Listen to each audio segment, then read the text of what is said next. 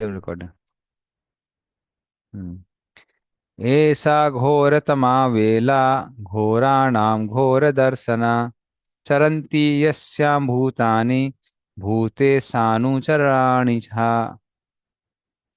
पढ़िए इसका अर्थ और तात्पर्य। यह विशिष्ट बेला अतीब अशुभ है, क्योंकि इस बेला में भयावने दिखने वाले भूत तथा भूतों के स्वामी के नित्य संगी दृष्टिगोचर होते हैं। तात्पर्य: कश्यप अपनी पत्नी दिति से पहले ही क्षण भर के लिए प्रतीक्षा करने के लिए कह चुके थे, और अब वे उसे आगाह करते हैं कि यदि इस विशेष बेला पर ध्यान नहीं दिया गया तो इस बेला में अपने स्वामी रुद्र के साथ इधर उधर विचरण करने वाले भूत प्रेत अवश्य दंड देंगे। हरे कृष्ण प्रभु। हम्म। तो इस तरह से वो अभी क्लियरली उनको बोल रहे हैं, दीति को, कि अगर इस समय आ, अगर हम संतानोत्पत्ति करते हैं तो क्या होगा। जो भूत प्रेत वगैरह है और खासकर शिव जी हैं, वो सब उनको दंड देंगे। तो होता क्या कि ऐसे समय में भूत प्रेत जो शरीर प्राप्त करने के लिए प्रतीक्षा कर रहे हैं, कई बार शिव जी उनको प्रेरित करते हैं कि ठीक है, इसी में से आप किसी के गर्भ से उत्पन्न हो सकते हैं। और भूत प्रेत अगर उत्पन्न हो रहा है, इसका मतलब क्या है, उसने कुछ पाप किया होगा तभी तो भूत प्रेत बना है ना। तो अच्छी आत्मा की जगह बुरी आत्मा प्रवेश कर जाती है माता के गर्भ में। हम्म। तो खासकर इस श्लोक में और अगले 6 श्लोकों में, ये 7 श्लोकों में, वो इस समय संतान उत्पत्ति करने के दुष्प्रभाव बता रहा है। तो घोर तमा वेला, घोर मतलब खराब, और घोर तमा मतलब सबसे खराब समय है ये। हाँ। और इस समय सबसे जो घोर लोग हैं, भूत प्रेत इत्यादि, वो भगवान शिव के साथ में यहाँ वहाँ विचरण करते हैं। और अगर मान लीजिए इस समय कोई संग करेगा तो क्या होगा, उनको शिवजी नया शरीर दे देंगे इसी माता के द्वारा। तो इसलिए वो मना कर रहे हैं कि ऐसा इस समय संतान उत्पत्ति की इच्छा मत करो, थोड़ा रुक जाओ। हम्म। एतस्यां साध्वी संध्यायां भगवान भूत भावनः परितो भूत परसद्भिर्वृषेणाटति भूतराट। हम्म, पढ़िए इसका अर्थ और तात्पर्य। अनुवाद: इस बेला में भूतों के राजा शिव जी अपने वाहन बैल की पीठ पर बैठकर उन भूतों के साथ विचरण करते हैं जो अपने कल्याण के लिए उनका अनुगमन करते हैं। तात्पर्य: शिव जी या रुद्र भूतों के राजा हैं। भूतगण शिव जी की इसलिए पूजा करते हैं कि धीरे धीरे वे आत्म साक्षात्कार के मार्ग पर अग्रसर हो सके। मायावादी दार्शनिक अधिकांशतया शिव जी के पूजक होते हैं, और श्रीपाद शंकराचार्य को शिव जी का अवतार मान लिया जाता है, जो मायावादी दार्शनिकों को इस विहीनता नास्तिकता का उपदेश देते हैं। भूतों के भौतिक शरीर नहीं होते, क्योंकि वे आत्महत्या जैसा घोर पाप कर्म किए रहते हैं। मानव समाज में भूतवत पात्रों का अंतिम गंतव्य यह है कि वे भौतिक या आध्यात्मिक आत्महत्या की शरण लें। भौतिक आत्महत्या से भौतिक शरीर को और आध्यात्मिक आत्महत्या से व्यष्टि स्वरूप की हानि होती है। मायावादी दार्शनिक अपने व्यक्तित्व को खोकर निर्विशेष आध्यात्मिक ब्रह्म ज्योति के अस्तित्व में लीन होना चाहते हैं। शिव जी भूतों पर अत्यधिक कृपालु होने के कारण इस ताक में रहते हैं कि निंदित होने पर भी इन भूतों को भौतिक शरीर प्राप्त हो।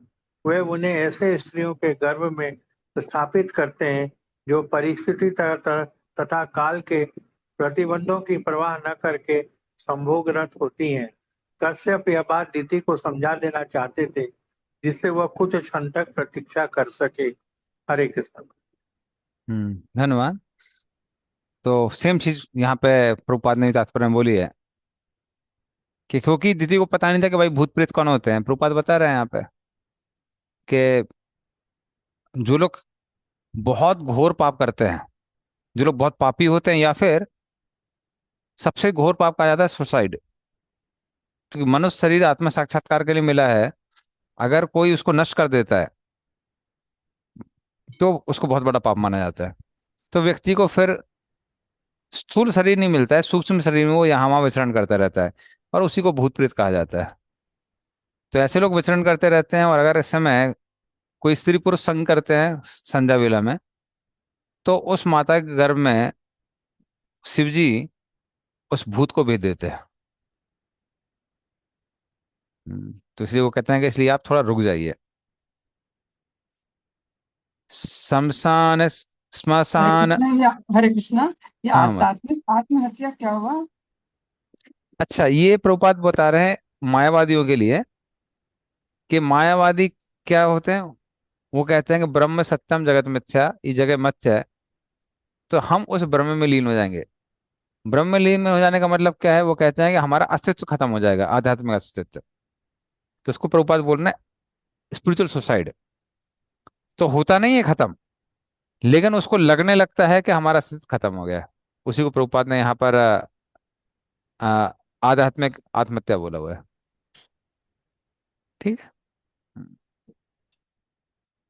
श्मशान चक्रानिल धूलि धूम्र विकीर्ण विद्योत जटा कलापः भस्माप गुंठा मलरुक्म देहो देवस्त्रिभी पश्यति देवरस्ते। हाँ, पढ़े इसका अर्थ और तात्पर्य। अनुवाद। शिव जी का शरीर लालाव है और वह निष्कलुष है, किंतु वे उस पर राख पोते रहते हैं। उनकी जटा शमशान भूमि की बवंडर की धूल से धूसरित रहती है। वे तुम्हारे पति के छोटे भाई हैं और वे अपने तीन नेत्रों से देखते हैं। तात्पर्य। शिव जी न तो सामान्य जीव हैं और न ही वे विष्णु या पूर्ण पुरुषोत्तम भगवान की कोटि में आते हैं। वे ब्रह्मा समेत किसी भी जीव से अधिक शक्तिमान हैं, फिर भी वे विष्णु के समान स्तर पर नहीं हैं। क्योंकि शिव भगवान विष्णु जैसे ही हैं, अतएव वे भूत वर्तमान तथा भविष्य देख सकते हैं। उनका एक नेत्र सूर्य के समान है, दूसरा चंद्रमा के समान तथा उनका तीसरा नेत्र जो उनके भवों के बीच में स्थित है अग्नि तुल्य है। वे अपने बीच वाले नेत्र से अग्नि उत्पन्न कर सकते हैं और वे ब्रह्मा समेत किसी भी जीव को विनष्ट कर सकते हैं। फिर भी वे न तो किसी अच्छे घर में तड़क भड़क से रहते हैं, न ही उनकी कोई भौतिक संपत्ति है। यद्यपि वे भौतिक जगत के स्वामी हैं, वे अधिकांशतया शमशान में रहते हैं, जहाँ शव जलाए जाते हैं और शमशान के बवंडर की धूल ही उनका वस्त्र है। वे भौतिक कलमश से रंजित नहीं होते। कश्यप ने उन्हें अपना छोटा भाई माना है, क्योंकि दिति कश्यप पत्नी की सबसे छोटी बहन शिवजी की को ब्याही थी। वह बहन का पति उसका भाई माना जाता है। उस सामाजिक संबंध से शिवजी कश्यप के छोटे भाई ठहरे। कश्यप ने अपनी पत्नी को आगाह किया कि क्योंकि शिवजी उनके संभोग रथ देख लेंगे, इसलिए यह वेला उपयुक्त नहीं है। हो सकता है कि दीति तर्क करती कि वे किसी एकांत स्थान में संभोग करेंगे, किंतु कश्यप ने उसे स्मरण कराया कि शिव जी के तीन नेत्र हैं, जो सूर्य चंद्रमा तथा अग्नि कहलाते हैं, और कोई भी उनकी दृष्टि से बच नहीं सकता। जिस तरह विष्णु की दृष्टि से कोई भी नहीं बच सकता। यद्यपि अपराधी को पुलिस देख लेती है, किंतु कभी कभी उसे तुरंत दंड नहीं मिलता। पुलिस उसे दंड दिलाने के लिए उचित समय की प्रतीक्षा करती है। संभोग के लिए निषिद्ध बेला शिवजी द्वारा देख ली जाएगी और दिति भूत जैसे चरित्र वाले या ईश विहीन निर्विशेषवादी शिशु को जन्म देकर समुचित दंड प्राप्त करेगी। कश्यप ने इसे पहले ही देख लिया था, इसलिए उन्होंने अपनी पत्नी दिति को आगाह किया। हरे कृष्ण प्रभु। हम्म, धन्यवाद। तो अभी वो कह रहे हैं कि शिव जी जटा धारण करते हैं, धूल से और राख से ढके होते हैं, जो कि उन्होंने शमशान घाट से प्राप्त की है। इस तरह से उनका जो सुनहरा शरीर है वो भी सफेद सफेद दिखाई देता है। उनकी तीन आंखें हैं, जिनको सूर्य चंद्र और अग्नि कहा जाता है। और क्योंकि उनके तीन नेत्र हैं, इसीलिए अगर तुम कुछ गलत काम करती हो तो उनको छुपा नहीं सकती हो। क्योंकि प्रकाश किससे होता है? सूर्य से होता है, चंद्रमा से होता है, या फिर अग्नि से होता है। तो उस तरह से वो देख ही लेंगे। तो फिर और दूसरी बात क्या है? अगर एक हिसाब से देखा जाए तो वो मेरे साड़ू भाई है, तो मेरे भाई जैसे ही हुए। तो उनके सामने तो निर्लज्ज होकर ये काम नहीं करना चाहिए ना, क्योंकि वो साधारण व्यक्ति नहीं है। वो अपने तीसरे नेत्र से सब कुछ देख लेते हैं। तो कम से कम उनके सामने गलत काम नहीं करना चाहिए। तो इस तरह से वो अगला तर्क दे रहे हैं कि किस तरह से तिथि के लिए प्रतीक्षा करना उचित होगा। हम्म। न यस्य लोके स्वजना परो वा नात्यादृतो नोते कश्चित् विगर्ह्य वयं वृतेर्यच्चरणापविद्धाम् असास्महे जाम बत भुक्त भोगाम। पढ़िए इसका अर्थ और तात्पर्य। अनुवाद। शिव जी किसी को भी अपना संबंधी नहीं मानते, फिर भी ऐसा कोई भी नहीं है जो उनसे संबंधित ना हो। वे किसी को न तो अति अनुकूल न ही निंदनीय मानते हैं। हम उनके उच्छिष्ट भोजन की सादर पूजा करते हैं, और वे जिसका तिरस्कार करते हैं उसको हम शीश झुकाकर स्वीकार करते हैं। तात्पर्य। कश्यप ने अपनी पत्नी को बताया कि चूंकि शिवजी उनके साधु लगते हैं, इसलिए उसे उनके प्रति अपराध करने के लिए प्रोत्साहित नहीं होना चाहिए। कश्यप ने उसे आगाह किया कि वस्तुतः शिवजी न तो किसी से संबंधित है, न ही कोई उनका शत्रु है। क्योंकि वह ब्रह्मांड के मामलों के तीन नियंत्रकों में से एक हैं, अतएव वे हर एक पर समदृष्टि रखते हैं। उनकी महानता अतुलनीय है, क्योंकि वे पूर्ण पुरुषोत्तम भगवान के महान भक्त हैं। कहा जाता है कि भगवान के समस्त भक्तों में शिवजी महानतम है, इसलिए उनके द्वारा छोड़ा गया भोज्य पदार्थ अन्य भक्तों द्वारा महाप्रसाद के रूप में ग्रहण किया जाता है।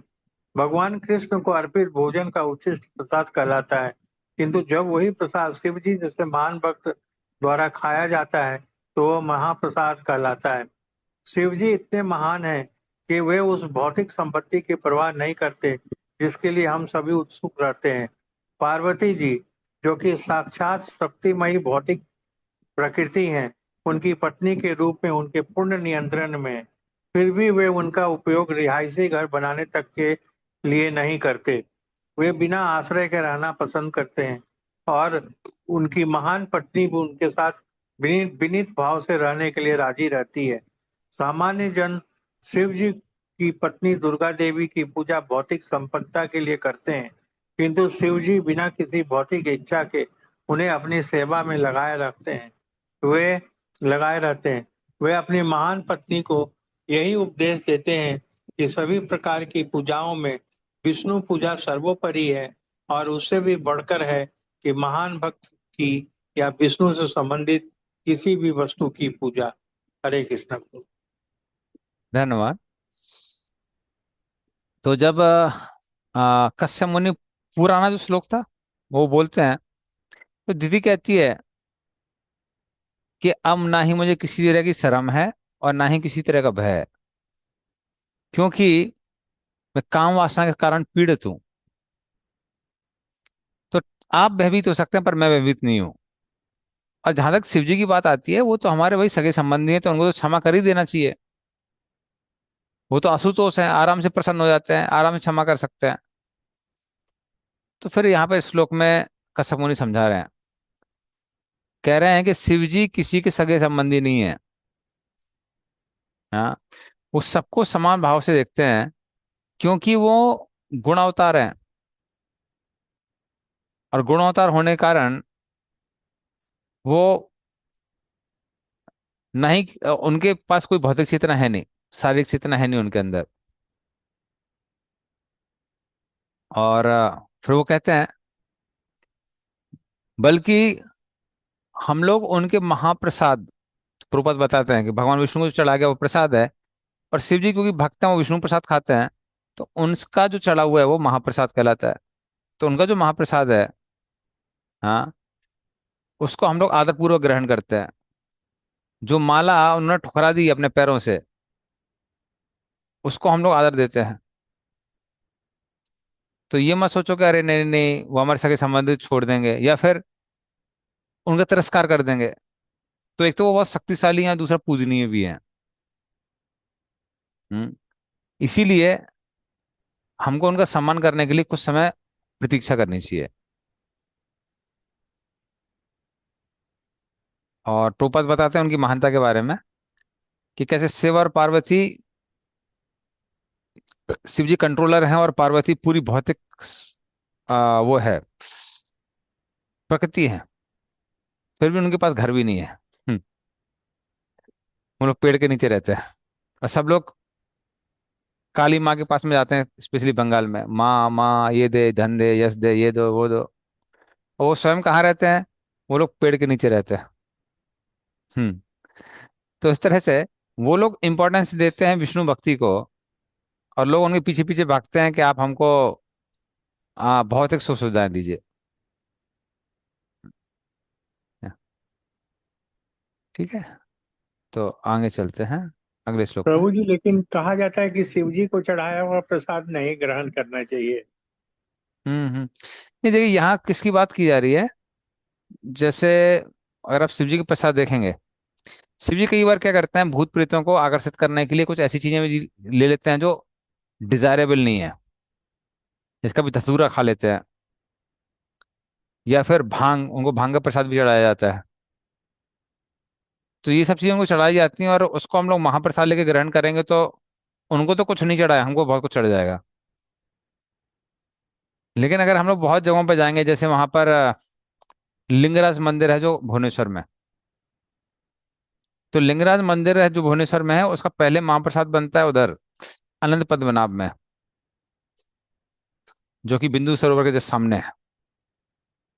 तो अनंत पद्मनाभ में बनता है, वो भगवान विष्णु का प्रसाद है। फिर वो चढ़ता है शिव जी को लिंगराज टेम्पल में। और लिंगराज टेम्पल में जब उनको चढ़ जाता है, उसके बाद वो मार्केट में बढ़ता है। तो सारे वैष्णव लोग खाते हैं। तो उस महाप्रसाद की बात की जा रही है।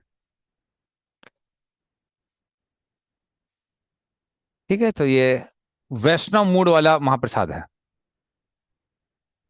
वो भांग भांग वाला महाप्रसाद नहीं है। चलिए। यस्सा नवद्या चरितम मनीषिणो गणन्त्यविद्या पटलम बिभीत्सवः निरस्त साम्यातिशयोऽपि यत् स्वयं पिशाचचर्याम् अचरत गति सताम। हाँ, पढ़िए इसका अर्थ और अनुवाद। तात्पर्य।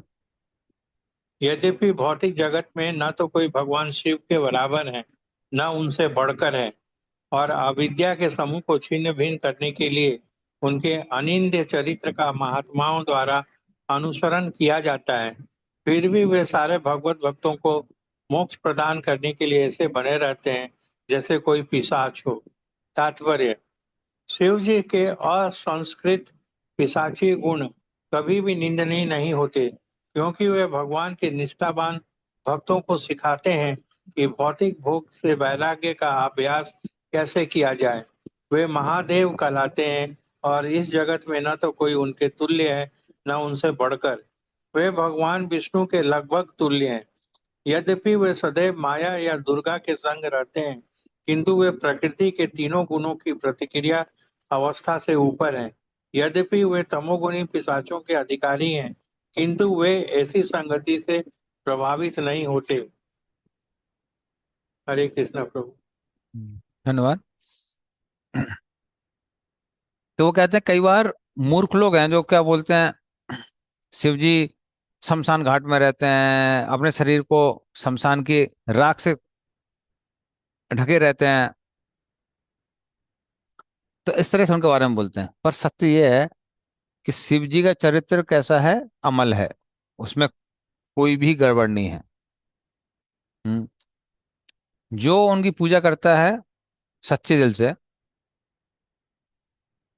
वो इस संसार सागर को पार भी कर सकता है। तो खासकर जो रुद्र संप्रदाय वाले हैं, वो उनको संप्रदाय आचार्य की तरह देखते हैं और भगवान विष्णु को प्राप्त करते हैं। हम्म। तो इस भौतिक संसार में शिव जी के ना कोई बराबर है और ना ही उनसे बढ़ के है। आध्यात्मिक जगत में, आध्यात्मिक जगत नहीं बोला गया है क्योंकि आध्यात्मिक जगत में तो भगवान विष्णु है, नारायण है। लेकिन भौतिक जगत में काल, सब कुछ काल के अधीन है। महाकाल जो है उनका अधीन है, इसलिए उनको बोला गया निरस्त साम्यातिशयः। तो इस तरह से वो पूर्ण रूप से निरस्त है, रेनाउंस्ड है, और सबको समान दृष्टि से देखने वाले हैं। तो इसलिए उनके समान के लिए कुछ समय तक आपको प्रतीक्षा करना चाहिए। सुमित चैतन्य प्रभु। Hare Hare Krishna, Prabhu. Hari बोल। My question was related to the previous verse, uh, hmm where like it was mentioned, like you also mentioned about that when something is offered to Vishnu and then offered to Lord Shiva, then it is honor. So hmm like in some temples, like especially in the Jyotirling and everywhere, where Lord Shiva is like worshipped, like solely as the main supreme. So over there, we cannot honor actually what I understand. या सी many times it is not even certain things are not even Vedic. Some Okay. temples, certain places they are Vedic, but they more deal with uh, the worship in Tamaguna, Okay. mode of ignorance. So that those things are accepted by Lord Shiva just for the purpose of elevating the worshippers. Mhm. So it has nothing to do with Vaishnavism. So But Prabhuji, like the mm, Jyotirlings which are there, where like he is worshipped like the supreme. mhm. So like, but we also as devotees we go over there. Like lot of our sannyasis go over there and worship. Mhm. See, many Jyotirlings, visiting Jyotirling is not a flaw at all. Okay. ज्योतिर्लिंग में तो हम लोग हमेशा जा सकते हैं। महाप्रभु went to all these places and he was doing Sankirtan. Especially in North India, it is a culture that whenever you want to do 24 hours of Ram Nam, Hmm. generally it is done in Lord Shiva's temple. Achha. Hmm. So there's a culture in North India, especially in UP. Recently, I went to this Gorakhnath temple, Gorakhpur. So there also it's like, they do Ram Nam practically 24 hours. Lord Ram's Stuti was going on. So those are places like such places are authentic. Now some places in Jyotirling, it's not just traditional. Many a times things are also, they depend on time, place, circumstance. It's like depending on recent histories. Certain temples are owned by different sect of people. Like for example, uh, within Puri also you will find certain places like Haridas Thakur Samadhi or Gambhira. So they are not occupied by ISKCON or Gaudiya Math. Some other organizations are there. And then we may not like to hear their Sankirtan or associate with them much. Although we go and respect the Lord in those places, worship our acharyas and come back. So same thing is true with Jyotirlings also. Certain Jyotirlings are under authenticated people, but not all of them are there. Not all of them are there. Okay, Sumit Chetan. And too, what about the Shakti Peeths? Because in many of the Shakti Peeths, even Bali happens.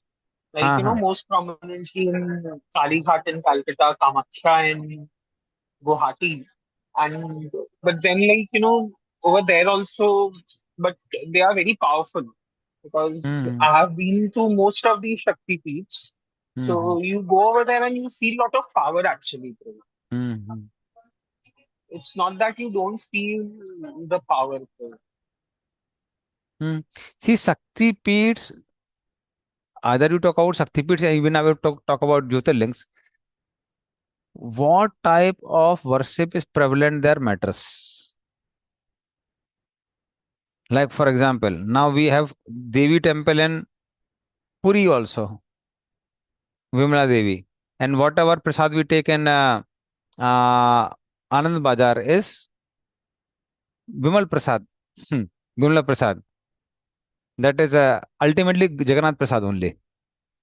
So then that is not considered prohibited. Rather, we accept it. But many places they are worshipped exclusively in mode of ignorance. So those things we can't accept. Like Kamakya temple in Assam. It is famous for black arts. So people who want to get black powers, they generally go to Kamakya temple. So not all the places are similar; they are different. But one thing we can say is that most of the Shakti Peeths, animal sacrifice and all these things are pretty prevalent. Even I went to this Virja temple. Now actually Virja is consort of Krishna. So I don't know whether Bali happens there, but I saw a stand which are looking like as there it is used for Bali. It was looking like that. So those things, and then, so then we don't take prasad in those places. So, like, if like when we go over there, so they give those you buy coconuts, and that coconut is broken immediately and given back to you. So Hmm. maybe that coconut is fine up to in one sense if we see because that is just coconut. Okay. Mm, And generally supposed to be fine, but that's again it depends on who is worshipping there, who's accepting. So these things also matter because when they're offering, is the offering really done? In what mood it is done? That also matters actually. yes, because last year, Tuji, we had our uh, office retreat in Guwahati. Hmm. So all of us had gone to Kamakhya. Okay, So okay. when we had gone to Kamakhya, Prabhu, so it was very surcharged. Like, after coming back from there, like, and we had actually just gone over there just at the start of this Chaitra Navratri. And Hmm. because it was a corporate booking, so we had a very seamless, we had a very seamless darshan. Hmm. So it is very powerful too. Like when You see, you powerful go is over there, there. but like I have met many tantrics who can read the mind, who can cure a dying person. I personally seen from my eyes. So there's no doubt about power. But main thing is these things come under worship in mode of ignorance. So I asked one of the tantrics, how did you get these powers? He cured one of my close relatives who was this lady was about to die. But then how did he get powers? He would chant certain mantras by hanging upside down under a tree and he would smoke this he would smell the smoke. तो धुआं पीते थे वो मुंह से. So all this tapasya is not easy. So it's different from Vaishnavism. Vaishnavism is more about sweetness, devotion, purity. These things are celebrated. So as far as power is concerned, no doubt these plays are very powerful. But then it's different from a Vaishnava mode. So And it, we going there is there's no prohibited. We can go there, but then we go as a Vaishnava. We pray as a Vaishnava. We see them like Lord's associates, and that is how we come back. and Priji, the Shakti Peeth story actually comes from the Bhagavatam only. Na? Mane, all the 51 Shakti Peeths which are there, the Hmm. story primarily comes from the Bhagavatam only. It is there in Bhagavatam. Yeah, it is comes from Bhagavatam. That's what I'm saying. It is not non-authentic. It's authentic. But uh, we should see that connection with Lord Vishnu. We can go and do Sankirtan there. That is always allowed. But whether to take prasad, not take prasad, etc., that we have to be careful whether it is done under. Vaishnav line or not. So who is offering? If somebody is offering, the offering is going on traditionally in a line that, okay, Vishnu offered is offered to the deities and then it comes back. There's no harm in taking that. But if it is not like that, then we have to be careful. So that's the whole issue. Got it. Got it, Yeah. Tulsi. Thank you, Tulsi. Thank you, Harish. Yes, Giras Panbo.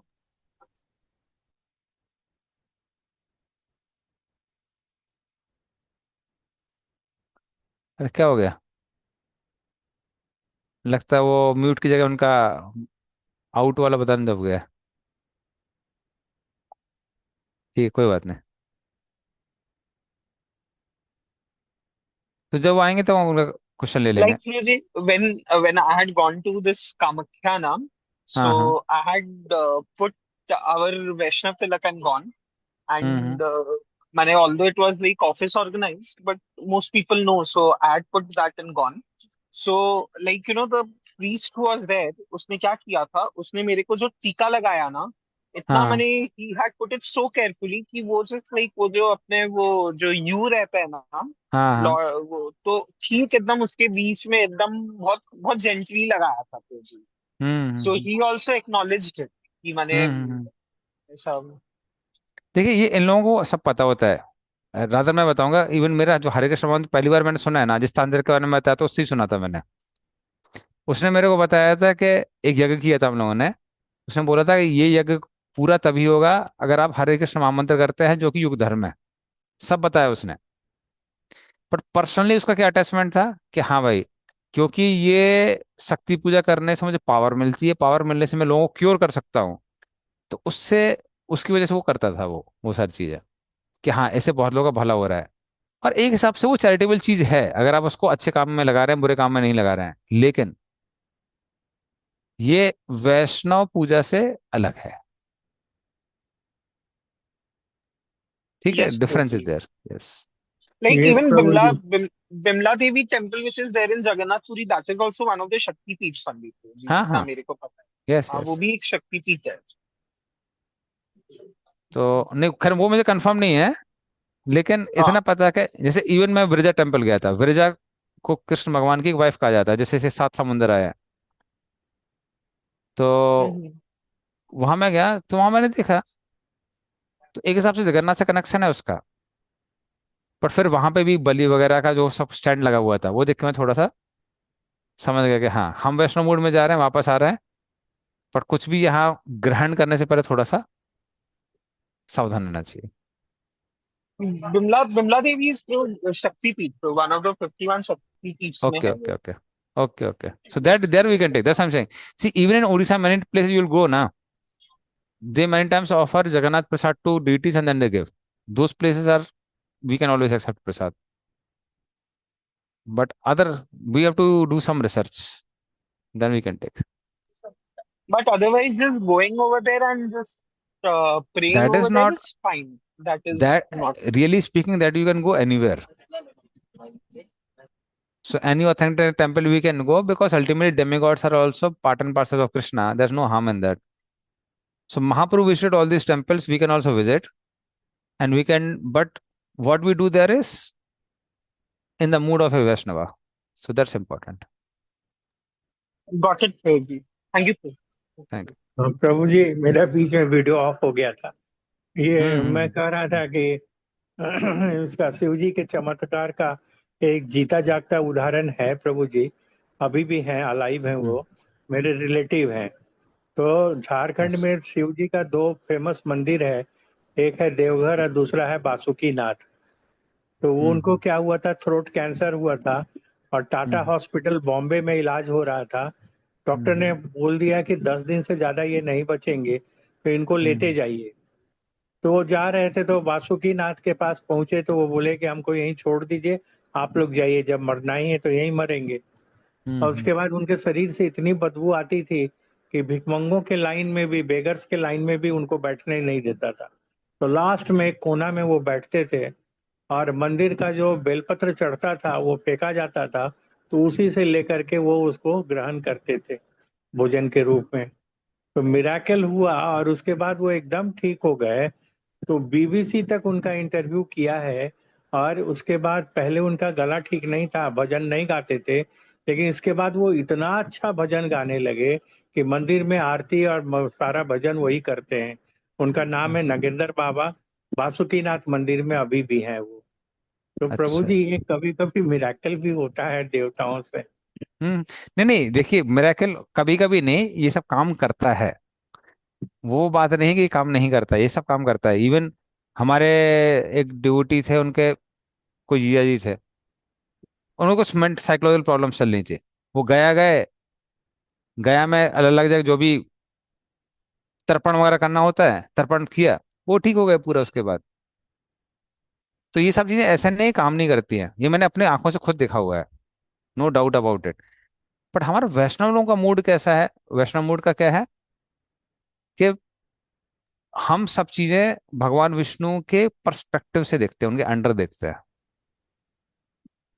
तो वो और important है। हम्म खास करके शिवरात्रि ऐसे मौके पर शिव जी के मंदिर में भी अखंड ये हरिनाम कीर्तन चलता हम्म। रहता है। वो परिक्रमा करते हैं, कीर्तन करते रहते हैं। हम्म। जी नॉर्थ प्रभु। इंडिया में सब जगह है। बिहार में भी है और यूपी में तो हर जगह है प्रैक्टिकली। यूपी में अगर मान लीजिए उनको कहीं अखंड राम नाम करना होता है, तो जनरली वो शिव मंदिर में ही करते हैं। और वो इसलिए करते हैं क्योंकि अगर मान लीजिए आप रुक गए, तो एक व्यक्ति नहीं रुकेगा, वो कौन है? शिव है। शिव जी राम नाम हमेशा करते रहते हैं। तो इसलिए जनरली अखंड रामायण का पाठ करना है या फिर अखंड राम नाम का पाठ करना है, तो वो लोग शिव टेम्पल में ही करते हैं। पर उनका मूड इसी काफी संदर्भ काफी वैसा है, क्लियर है कि हाँ भाई ये वैष्णव है और भगवान राम के नाम का हमेशा भजन करते रहते हैं। इसी संदर्भ में एक बार माता पार्वती ने उनसे पूछा था कि भगवान आप शमशान में क्यों रहते हैं। तो हम्म। उन्होंने कहा कि जहाँ भी राम नाम का ये उच्चारण होता है, मैं वहां रहता हूँ। और लोग ले जाते हैं लाश को, डेड बॉडी को, तो राम नाम सत्य है कहते हुए जाते हैं। हम्म। और शमशान में उनकी अंतिम क्रिया होती है। तो इसलिए मैं वहां रहता हूँ, और वो भभूत, क्योंकि राम नाम वहां चलता रहता है, तो मैं हम्म। भभूत लगाता हूँ अपने शरीर में। और वाह। इसीलिए उज्जैन में भी एकदम मॉर्निंग में प्रातः काल उसका भस्म आरती होती है, हम्म। हम्म। 4 बजे। पहले तो हम्म। पुरुषों को केवल अलाउड था जाना देखना, अब हम्म। महिलाओं को भी अलाउ कर दिया है। अच्छा अच्छा। वो तो ये भस्म से श्रृंगार होता है, डेड बॉडी हम्म। के भस्म से। अच्छा। तो नहीं भाई, ये सब वही मैं कह रही हूँ, वैष्णव पर्सपेक्टिव किसी को कोई दिक्कत नहीं है। हम्म, चलिए। ये आप महाकाल का बोल रहे हैं ना फिर जी? हाँ, महाकाल की बात कर रहे हैं वो। हाँ, मैंने अटेंड किया है तो एक्चुअली। एंड तो जी, ये जो बाबा बासुकीनाथ वाला व्हाट यू आर सेइंग ना, तो उनको तो बोला ही जाते हैं वैद्यनाथ धाम। सो वैद्य, वैद्य के नाथ के रूप में वहां नहीं, पर शिव जी को वैद्यनाथ अलग है, वासुकीनाथ अलग है। वासुकीनाथ अलग है, वैद्यनाथ अलग है एक्चुअली। जैसे कहा आस जाता है पास ना, नहीं तो है ना सिविल, दोनों? बताता हूँ, सिविल और क्रिमिनल केसेस होते हैं ना, तो इसलिए सिविल के इंचार्ज हैं ये वैद्यनाथ, और क्रिमिनल के इंचार्जेज हैं वो वासुकीनाथ। वासुकीनाथ। दोनों के बीच में 40 किलोमीटर का डिफरेंस है, 40 किलोमीटर की दूरी पर है। हम लोग छोटे में काफी जाते थे मैंने देवघर, क्योंकि मेरा नानी घर था वहाँ पे एक्चुअली। तो हम लोग छोटे में काफी और जाते थे अगर देवघर। कभी बासुकीनाथ जाइए ना, तो नगेंद्र बाबा से मिल सकते हैं, मेरा रेफरेंस भी दे सकते हैं कि मेरे रिलेटिव हैं वो। जी फिर जी, अभी तो जी। अब जाना नहीं होता है। वो छोटे में जब मदर थी तब मदर के साथ जाते थे हम लोग। हाँ हाँ हाँ। ठीक है प्रभु, हरे कृष्ण। Thank you. हरे हरे। कृष्णा प्रभु जी। हरे कृष्ण प्रभु जी, साधक जी। हाँ, हरे बोल। प्रभु जी, मैं यही एकदम लाइव करंट का एग्जांपल दे रही हूँ। मेरी मम्मी दिल्ली रहती है, अभी 5-6 दिन से काफी बीमार है, मतलब आईसीयू में थी।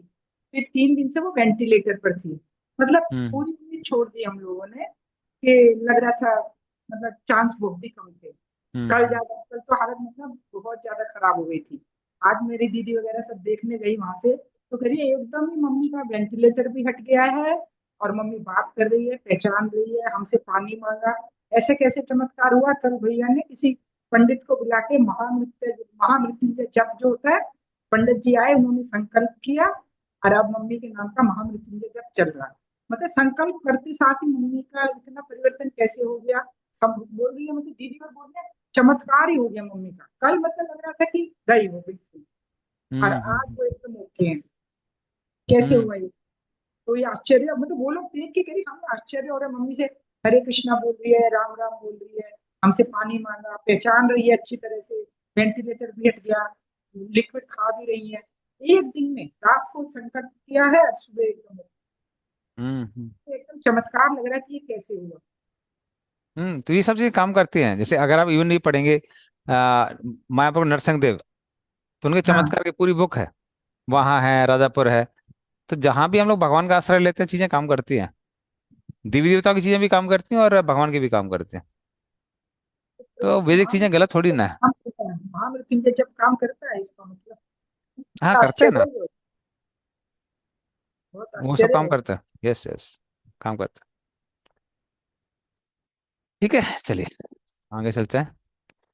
हसन्ति यस्या चरितं हि दुर्भगा स्वात्मनरतस्या विदुषा समीहितम् यैर्वस्त्रमाल्याभरणानुलेपने स्वभोजनं स्वात्म तयोपलालितम्। पढ़िए इसका अर्थ और तात्पर्य।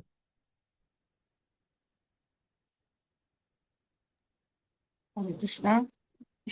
भाग्य मुख पर व्यक्ति यह न जानते हुए कि वे अपने में मस्त रहते हैं, उन पर हंसते हैं। ऐसे मूर्ख व्यक्ति अपने शरीर को जो कुत्तों द्वारा खाए जाने योग्य है, वस्त्र आभूषण माला तथा लेप से सजाने में लगे रहते हैं। तात्पर्य, शिव जी कभी भी राशि वस्त्र माला आभूषण या लेप चुका नहीं करते, लेकिन जिन लोगों को शरीर को सजाने के लिए रत रहती है, वे उसी आत्मा के रूप में विलास पूर्वक बनाए रखते हैं, यद्यपि अंत में वह कुत्तों का भक्ष्य बनता है। ऐसे व्यक्ति शिव जी को नहीं समझ पाते, किंतु वे विलासपूर्ण भौतिक सुविधाओं के लिए उनके पास पहुंचते रहते हैं। शिव जी के भक्तों के दो वर्ग है। एक वर्ग एकांत भौतिकवादी होता है, जो शिव जी से केवल शारीरिक सुविधाओं की याचना करता है, और दूसरा वर्ग उनसे तदाकार होना चाहता है। यदि अधिकांशतः निर्विशेषवादी होते हैं और शिवों अर्थात मैं शुभों का उच्चारण करते हैं, इसका अर्थ है कि मुक्ति के बाद मैं शिव जी से तदाकार हो जाऊंगा। दूसरे शब्दों में सामान्यतः कर्मी तथा ज्ञानी जन शिव जी के भक्त होते हैं, किंतु वे उनके जीवन का वास्तविक उद्देश्य अच्छी तरह नहीं समझते। कभी कभी शिव जी को तथाकथित भक्त विषैले मादक द्रव्यों का उपयोग करके उनकी नकल करते हैं। एक बार शिव जी ने विष का सागर निकल लिया था, जिससे उनका गला नीला पड़ गया था। नकली शिवगण विषों की लत लगाकर उनका अनुगमन करना चाहते हैं, इस तरह विनष्ट हो जाते हैं। शिव जी का असली उद्देश्य आत्मा की आत्मा अर्थात भगवान की कृष्ण की सेवा करना है। ये चाहते हैं कि सारे विलास सामग्री तथा उत्तम वस्त्र मालाएं आभूषण तथा प्रसाधन वस्तु एकमात्र भगवान कृष्ण को प्रदान की जाए, क्योंकि ये ही असली भक्ता है। वे स्वयं ऐसी विलास सामग्री को अस्वीकार कर देते हैं, क्योंकि ये तो एकमात्र कृष्ण के लिए निर्मित होती है। जन शिव जी की इस मंतव्य को न जानने के कारण या या तो उन पर हंसते हैं या व्यर्थ ही उनकी नकल करने का प्रयास करते हैं। हरे कृष्णा। हम्म, धन्यवाद। तो जो शिव जी को नहीं समझते हैं और उनका अपमान करते हैं बिना उनका ध्येय जाने हुए, हाँ, ये बिना जाने हुए कि शिव जी ऐसा क्यों कर रहे हैं, वो कर रहे हैं ताकि बाकी लोगों को भी धीमे धीमे करके भक्ति मार्ग पर लाया जा सके। तो ऐसे लोग क्या करते हैं, शिव जी का अपमान करते हैं और वो शारीरिक चेतना में रह जाते हैं। वो शरीर जो कि अंत में कुत्तों के खाने के योग बचता है बस। तो इसीलिए बताया गया है कि जो लोग शिव जी का अपमान करते हैं वो क्या करते हैं, वो संसार में बंध जाते हैं। तो वो क्यों बोल रहे हैं उनको, ये समझाने के लिए कि शारीरिक चेतना में आके शिव जी का तिरस्कार मत करो। क्योंकि स्वयं शिव जी क्या सोचते हैं, वो सोचते हैं कि जो भी फूल है, माला है, कपड़े हैं, गहने हैं, हाँ, या फिर इत्र हैं, ये सब मेरे जो भगवान हैं, भगवान शंकरसन या भगवान कृष्ण, उनके लिए बने हुए हैं, मेरे लिए नहीं बने हुए हैं। और इसीलिए वो स्वयं इंद्र तृप्ति नहीं करते हैं। बट कई बार जो लोग उनके पास में जाते हैं वो इंद्र तृप्ति करते हैं, और कई बार जो उनका तिरस्कार करते हैं वो भी इंद्र तृप्ति करते हैं। क्योंकि देखिए होता क्या है, जहां तक शरीर के संबंध की बात आती है, हम अपनी आयु बढ़ा सकते हैं, बीमारियों से दूर रह सकते हैं, लेकिन कोई भी संसार में अजर अमर नहीं हो सकता है। तो जैसे अभी हम लोग कुछ डिस्कस कर रहे थे, तो मैंने इवन तांत्रिकों को देखा हुआ है, कई चीजें उनकी चीजें काम करती हैं। महामृत्युंजय जप है, काम करता है। शिव जी के पास में जाते हैं, वो चीजें काम करती हैं। और कई बार काम नहीं भी करती हैं। सेम चीज अगर हम लोग यहाँ पे देखेंगे, आ, नरसिंह देव वगैरह के बारे में बताया, तो वो पॉजिटिव न्यूज वगैरह है कि हाँ, कोई माता जी थी, उनकी आंखें खत्म हो गई थी, फिर उनकी आंखें वापस आ गई। कोई माता जी थी जिनको बच्चे नहीं हो रहे थे, वो उनके पास में गए, जगन्नाथ मंदिर में, राधा पर उनके बच्चे हो गए। तो ऐसे बहुत सारे वो है, और कई बार हमारे डिवोटी जी उसे बहुत अट्रैक्ट हो जाते हैं सुनने से। तो उससे ये सिद्ध हो सकता है, होता है कि हाँ भाई, ये सारी चीजें काम करते हैं, किंतु इसका मतलब ये नहीं कि हम लोग मृत्यु से बच सकते हैं। क्योंकि अगर हम इन चीजों पे डिपेंड करेंगे अपने फेथ के लिए, तो कई बार फेथ खत्म भी हो जाता है। जैसे कि जो रियल लाइफ एपिसोड तब हुआ था जब भक्ति चारू महाराज अपने आखिरी दिनों में थे, भगवत धाम जाने से पहले। तो बहुत सारे भक्त लोग हैं जो 64 माला कर रहे थे, उनके शिष्य वगैरह भी बहुत लोग 64 माला कर रहे थे, कई लोग 3 दिन 4 4 दिन 64 माला की थे। फिर जब महाराज डिपार्ट हो गए, तो कलकत्ता में ही कुछ डिवोटी मुझसे बोले थे, अरे ये क्या प्रभु जी, ये क्या फायदा हुआ 64 माला करके, हमारा तो डिपार्ट हो गए, क्या हरिनाम काम नहीं करता है? मैंने बोला हाँ, हरिनाम काम करता है, लेकिन हरिनाम को हम अपना गुलाम बना के अपना काम नहीं करा सकते। कुछ चीजें जो भगवान की इच्छा में हैं, उसको हम सरपास नहीं करते हैं। तो भगवान की महाराज के लिए क्या योजना थी हमको नहीं मालूम है। और इस तरह से अगर हम एक्सपेक्ट करने लगेंगे, तो फिर हमारे जितने भी भक्त हैं उनको कभी शरीर त्यागना ही नहीं चाहिए। क्योंकि जितनी बार शरीर त्यागने की बात आएगी, तो वो तो बोलेंगे नहीं नहीं, सारे लोग मिलकर श्वासन माला करते रहेंगे, सब लोग जीवित रहेंगे। ऐसा नहीं है। तो भगवान रक्षा करते हैं, कभी रोगों से भी करते हैं, कभी जीवन की रक्षा भी करते हैं, किंतु कई बार नहीं भी करते हैं। क्योंकि ये संसार परमानेंट प्लेस नहीं है हम सबके लिए।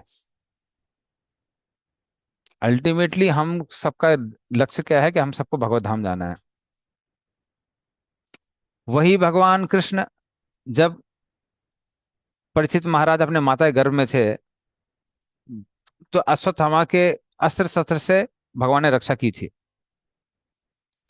लेकिन जब तक्षक की बात आई, भगवान ने रक्षा नहीं की। किसकी? शरीर की। स्वयं उनकी रक्षा की कि उनको शरीर त्यागने से पहले, इससे पहले तक्षक अपने अग्नि से उनके शरीर को जलाए, उनको भगवत धाम वापस लेके गए। तो इसलिए जो भी भगवान की योजनाएं हैं, भक्त लोग उनको प्रणाम करके उसके अंतर्गत ही अपनी योजना बनाते हैं। तो इसीलिए ये सारी चीजें हमको याद रखनी चाहिए। तो जहां तक चमत्कार की बात आती है, चमत्कार हमारे विश्वास को बढ़ाते हैं, किंतु उन पे डिपेंड नहीं करना चाहिए। क्योंकि हमको पता होना चाहिए भगवान की भी कुछ योजनाएं हैं जो कई बार हमारी इच्छाओं के विरुद्ध जा सकती हैं। तो उसको सिरोधार करके उसको स्वीकार करने की क्षमता हमारे अंदर होनी चाहिए। तो ये इंपॉर्टेंट चीज है। ओके, चलिए।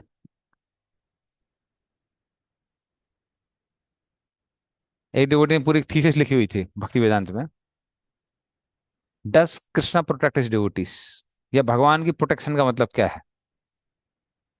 तो उसमें ये सारे आर्गुमेंट्स थे दोनों साइड के। वो थीसिस मैंने पढ़ी हुई थी।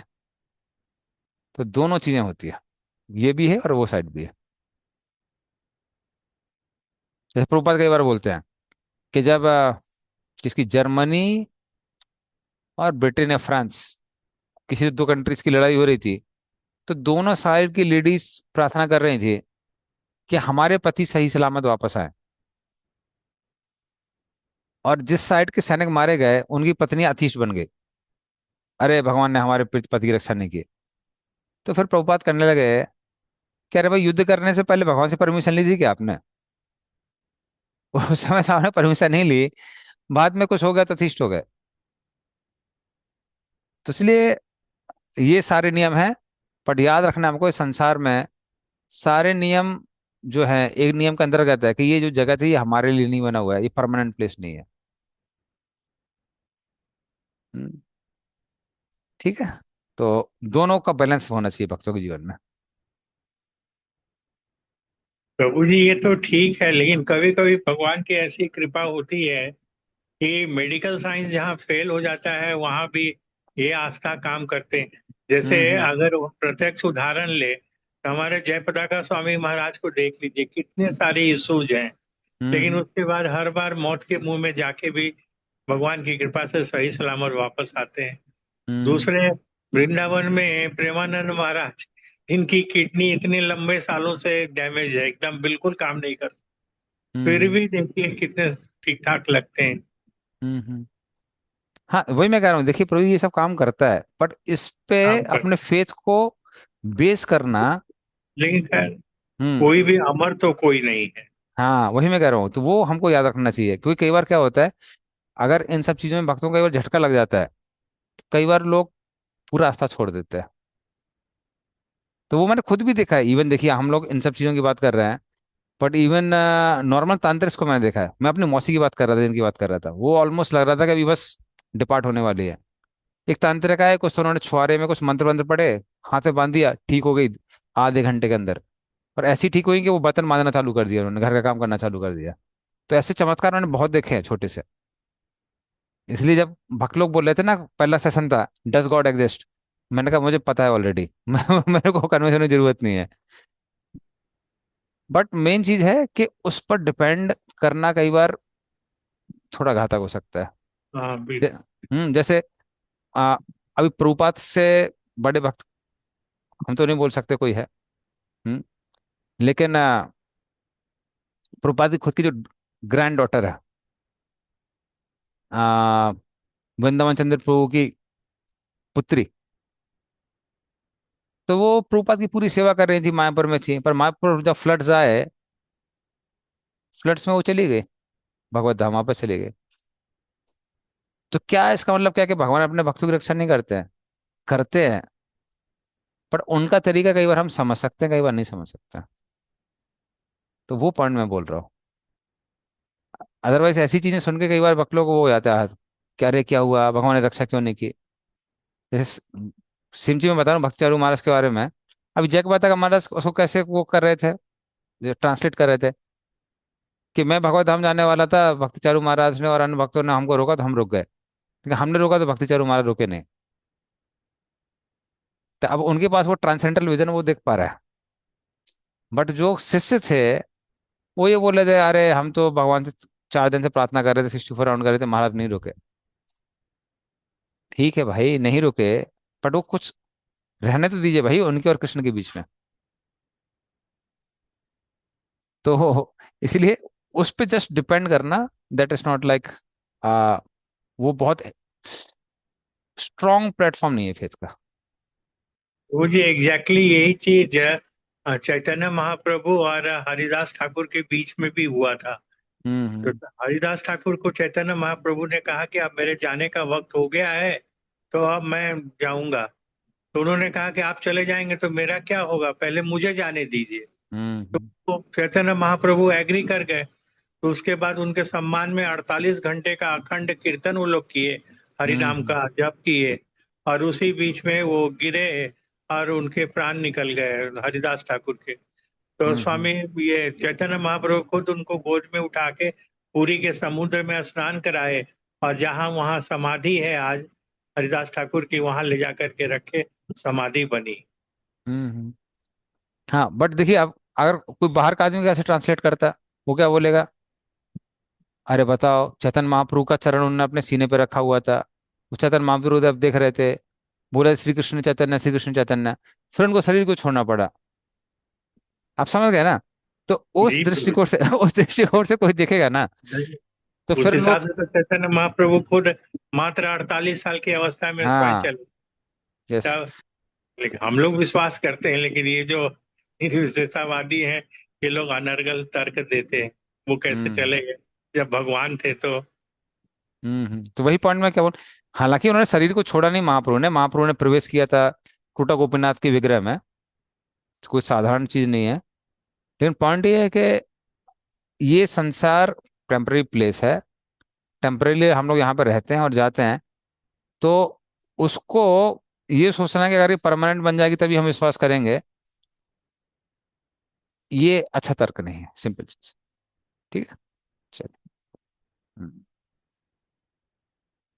तो आगे चलते हैं नेक्स्ट श्लोक पर।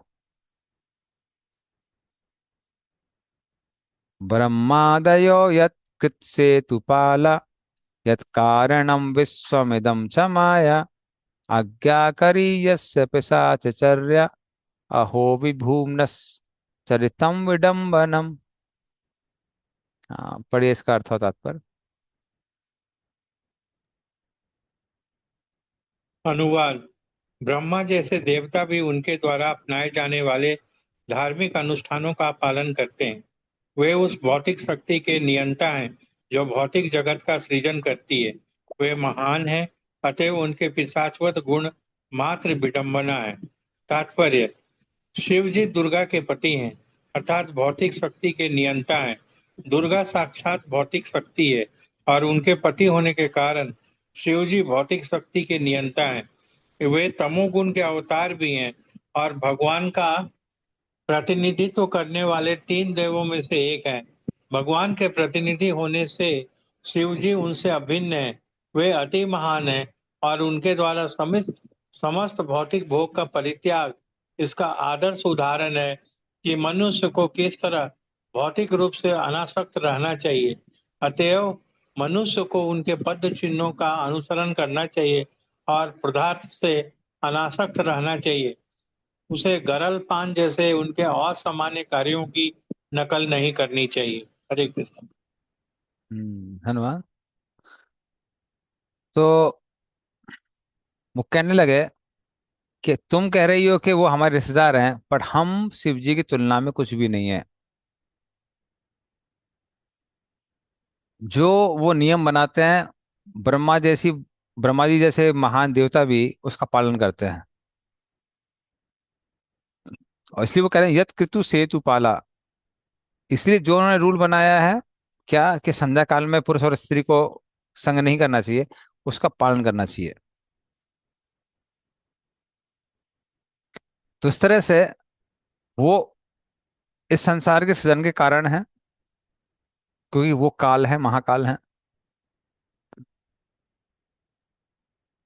और इसीलिए आ, उनका सम्मान करना चाहिए। भले ही देखने में ऐसा लगता है कि वो भस्म आदि धारण करे करके भूत की तरह यहाँ वहाँ विचरते रहते हैं, फिर भी उनका सम्मान करना चाहिए।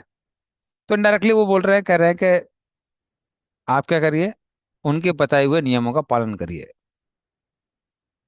हम्म,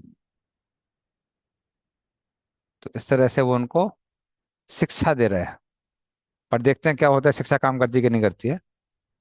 मैत्रेवाचा सैवं संविदिते भर्त्रा मन्मथोन मथेन्द्रिया जग्राहवासो ब्रह्म ऋषि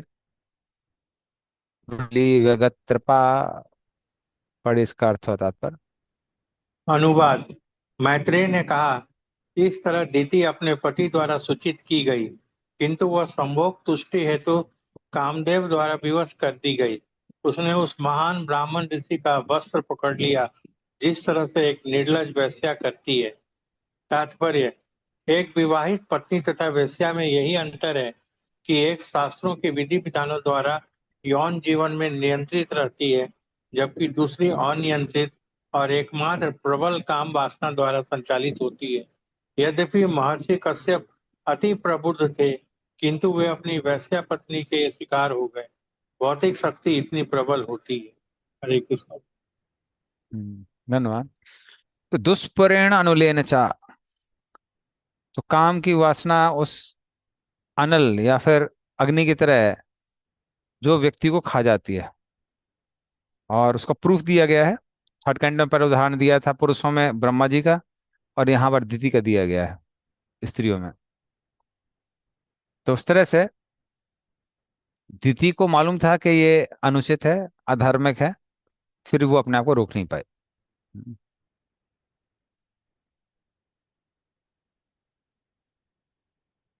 साविदित्वात् भार्यायास् तम निर्बंधम विकर्मणि नत्वादिष्टाय रहसि तस्याथोपविवेश ही। हाँ, पढ़िए इसका अर्थ होता पर। अनुवाद। अपनी पत्नी के मंतव्य को समझकर उन्हें वह निषिद्ध कार्य करना पड़ा, और तब पूज्य प्रारब्ध को नमस्कार करके वे उसके साथ एकांत स्थान में लेट गए। तात्पर्य। कश्यप की अपनी पत्नी के साथ बातों से ऐसा लगता है कि वे शिवजी के उपासक थे, और यद्यपि वे जानते थे कि ऐसा निषिद्ध कार्य करने से शिवजी उन पर प्रसन्न नहीं होंगे, किंतु अपनी पत्नी की इच्छा के कारण वे ऐसा करने के लिए बाध्य थे। अतएव उन्होंने प्रारब्ध को नमस्कार किया। वे जानते थे कि ऐसे असामयिक संभोग से जो संतान उत्पन्न होगी वह निश्चय ही अच्छी नहीं होगी, किंतु वे अपने को बचा नहीं पाए, क्योंकि वे अपनी पत्नी के प्रति अत्यधिक कृतज्ञ थे। किंतु ऐसी ही दिशा में जब ठाकुर हरिदास एक वेश्या के द्वारा अर्धरात्रि में मोहित किए गए, तो उन्होंने कृष्ण भावनामृत में अपने सिद्धि के कारण उस प्रलोभन से अपने को बचा लिया। एक कृष्ण भावना भावित व्यक्ति तथा अन्यों में यही अंतर है।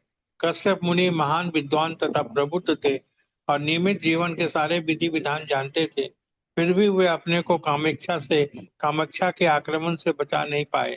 ठाकुर हरिदास न तो ब्राह्मण कुल में उत्पन्न थे, न ही स्वयं ब्राह्मण थे, फिर भी कृष्ण भावना भावित होने के कारण वे अपने को ऐसे आक्रमण से बचा सके। ठाकुर हरिदास प्रतिदिन 3 लाख भगवान नाम का जाप करते थे। हरे कृष्ण। हम्म, तो तया थोपविवेश ही।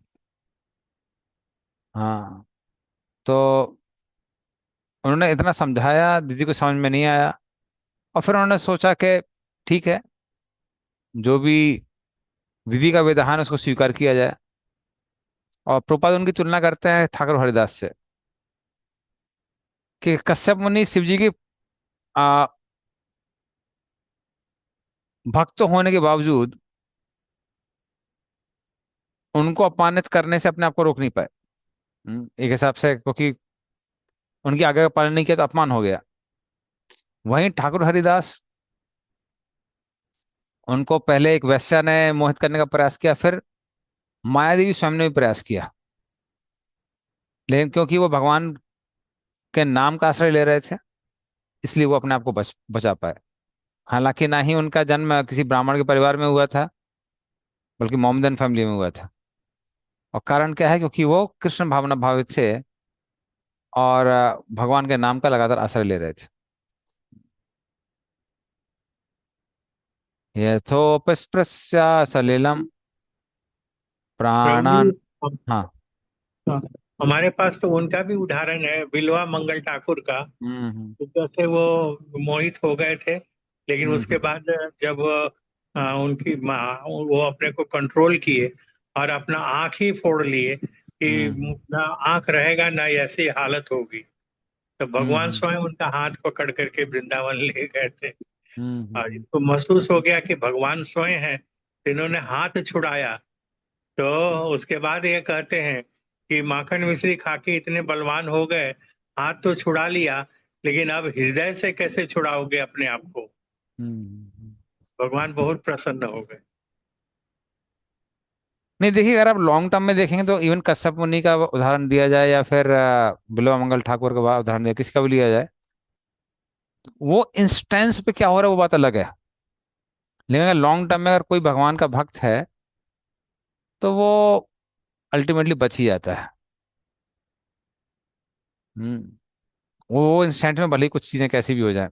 हालांकि प्रभुपाद यहाँ बोल रहे हैं कि वो आ, शिव जी के भक्त है, क्योंकि इस समय वो शिव जी की स्तुति कर रहे थे। लेकिन अल्टीमेटली वो वामनदेव के पिता है।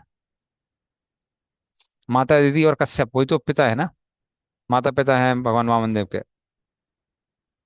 तो वो भगवान विष्णु के भी भक्त हैं।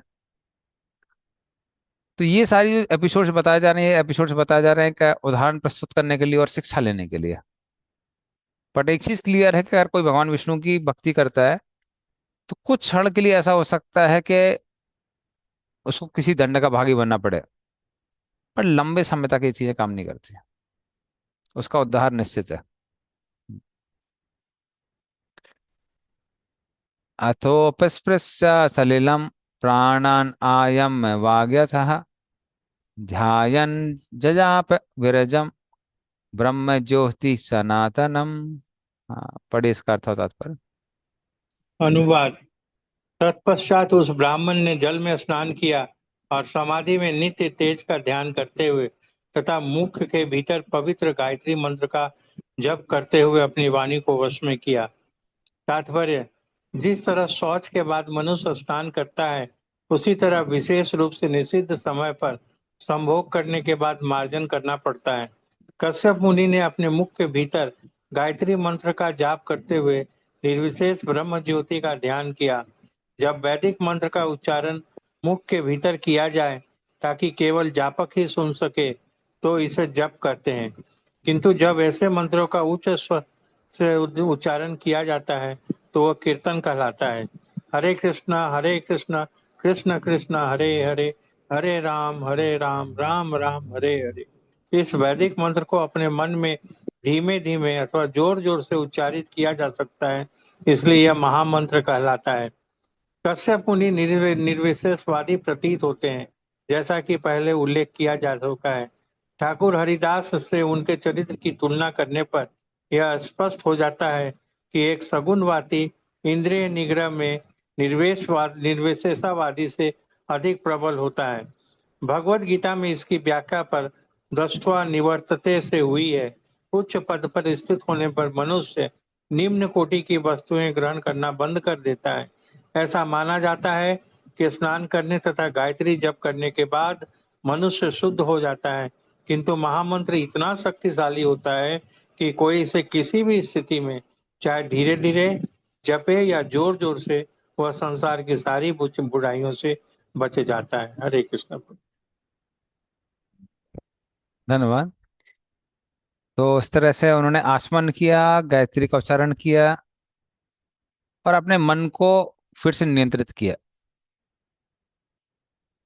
और प्रभुपाद बता रहे हैं कि जो मन में किया जाता है कई बार, या फिर धीमे धीमे किया जाता है, जैसे हम लोग बीट्स में हरे कृष्णा करते हैं या फिर गायत्री करते हैं, तो उन सबको जप कहा जाता है। और जब जोर जोर से किया जाता है उसको संकीर्तन कहा जाता है। बट इस इन सब के माध्यम से व्यक्ति परम दृष्टि निवर्तते, परमात्मा की ओर देखता है या फिर ऊंचा स्वाद प्राप्त करता है। इससे वो धीमे धीमे इंद्रिय तृप्ति की प्रति जो आकर्षण है उसको पार कर सकता है, उसको दूर कर सकता है। हम्म। धृतेस्तु व्रीडिता तेन कर्माबद्धेन भारत उपसंगम्य विप्रसी अधो मुखी अभिभाषच। हाँ, पढ़े इसका अर्थ तात्पर्य। अनुवाद। हे भारत, इसके बाद दिति अपने पति के और निकट गई। उसका मुख दोषपूर्ण कृत्य के कारण झुका हुआ था। उसने इस प्रकार कहा। तात्पर्य। जब कोई व्यक्ति निंदनीय कार्य के लिए लज्जित होता है तो वह स्वभावतः नतमुख हो जाता है। दिति को अपने पति के साथ निंदनीय संभोग करने के बाद चेत हुआ। ऐसे संभोग की वेश्यावृत्ति की तरह भर्त्सना की जाती है।